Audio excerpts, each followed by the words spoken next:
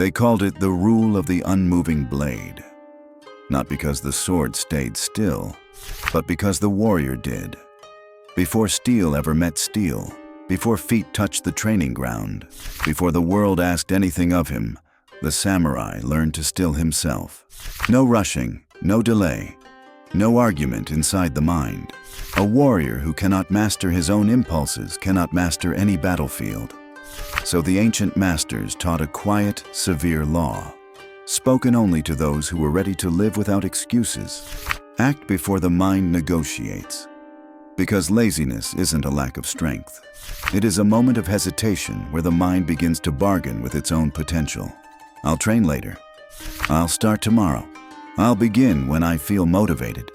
And slowly, silently, the warrior becomes a prisoner of his own delay. But the samurai moved before thought, before the voice of weakness could speak.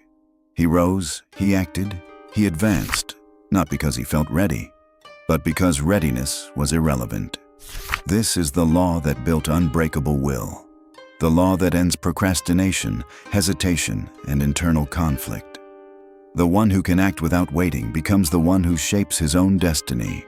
If your spirit resonates with these words, remain, and walk the path with us.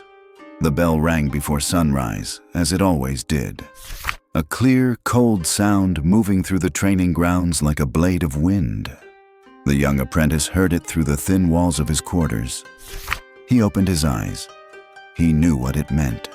Another day to rise, another day to sharpen the spirit. But then came the whisper, soft, familiar, poisonous. Just a little more rest. You will train harder tomorrow. No one will notice if you are late. And so he remained lying down. Outside, his peers were already gripping their swords, breathing into the chill morning air, carving discipline into their bones. Their blades gleamed. His lay in the corner, untouched, collecting dust, like a promise abandoned quietly over time. His master said nothing, but he saw everything. The master observed not the missed training, but the pattern behind it. He saw the apprentice avoid the cold water basin in the morning. He saw the hesitation before every task. He saw the unfinished projects, a wooden practice dummy half-carved, a journal with only 2 pages written, a vow spoken but never embodied.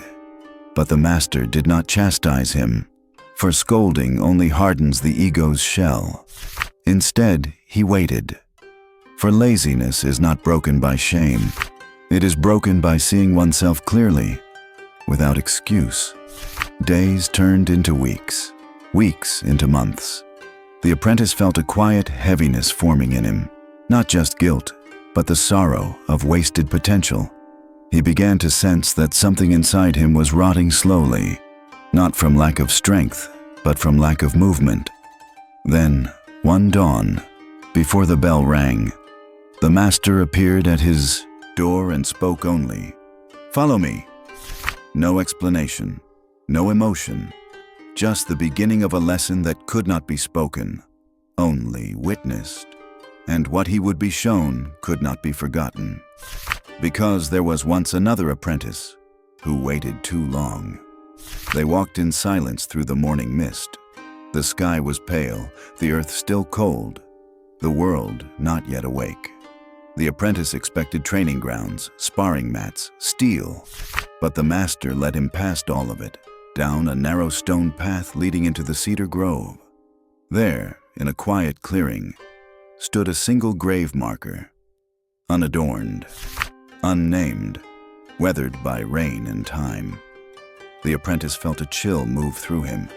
The master spoke softly, as if narrating a ghost still watching.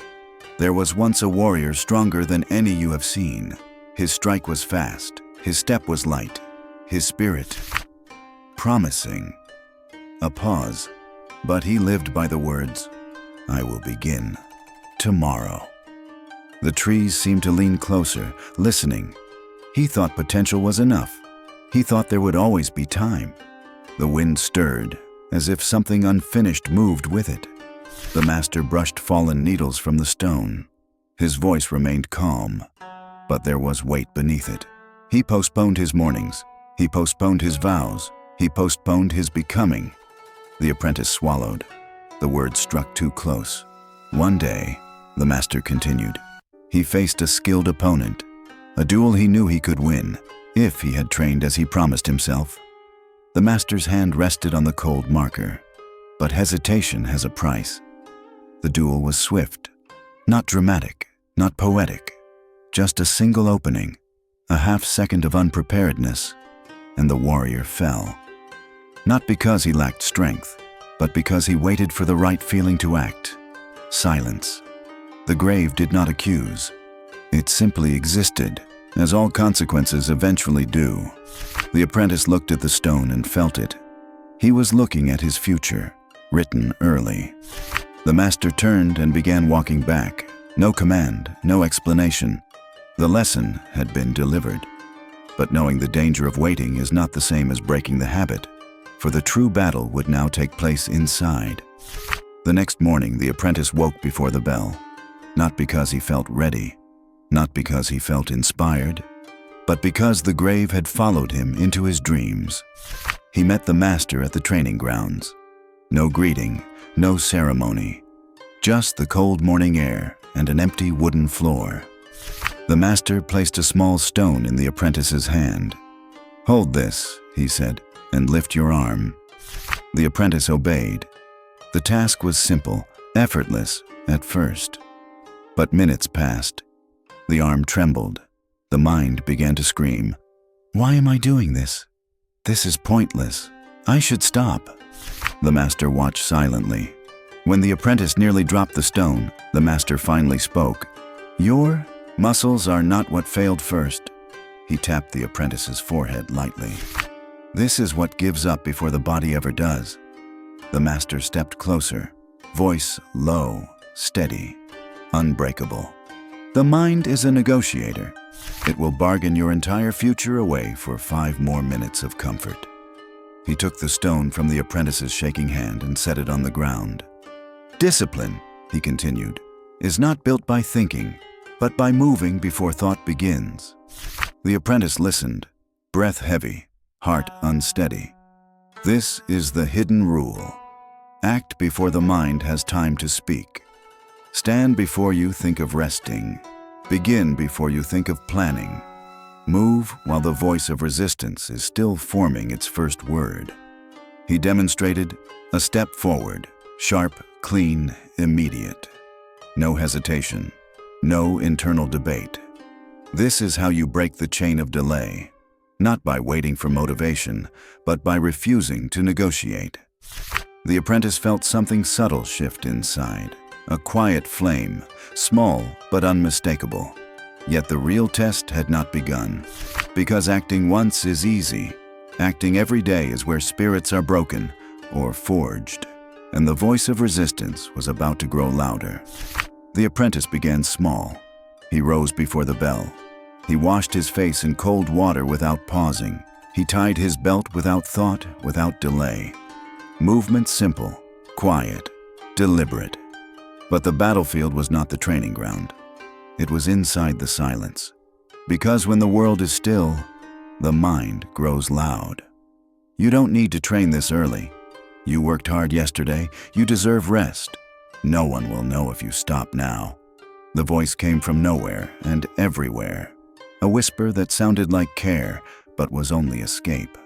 Each action felt heavy, as if an unseen hand held his shoulders. Even lifting the sword from its stand felt like pushing against a tide. This was no enemy he could strike, no opponent he could outmaneuver. It was himself, and the air around him seemed to watch, waiting to see whether he would break. One morning, as he trained alone, he noticed a thin red thread tied around the hilt of his practice blade. It hadn't been there before. He hadn't tied it. He looked around. No one. The thread was simple, but it meant something. In old warrior tradition, a red thread symbolized the bond between who you are and who you are meant to become, a silent reminder that the distance between them is measured in action. He understood then. Every time he hesitated, the thread loosened. Every time he acted, the thread tightened.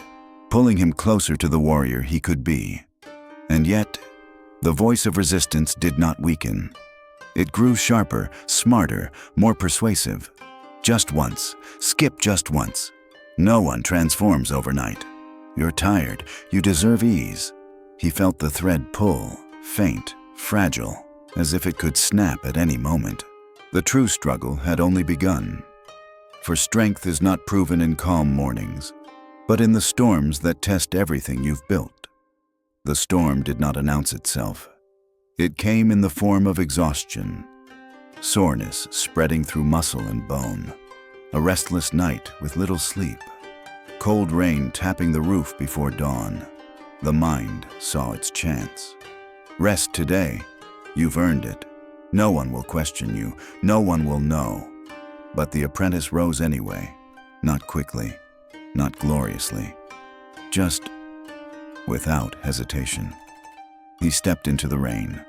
The training grounds were empty, washed in silver light. His robe soaked instantly, fingers numb, breath sharp and icy. He lifted the sword, not to fight the storm, but to remain unmoved in it. Every movement he made was slower, heavier, more difficult than any day before. But there was no negotiation now, no debate, only action. He had crossed a threshold, from wanting discipline to living it. His blade cut the rain like a quiet vow. The master watched from the wooden walkway, unseen. He did not look at the apprentice's technique. He looked at his presence. No flinching, no pause, no searching for comfort.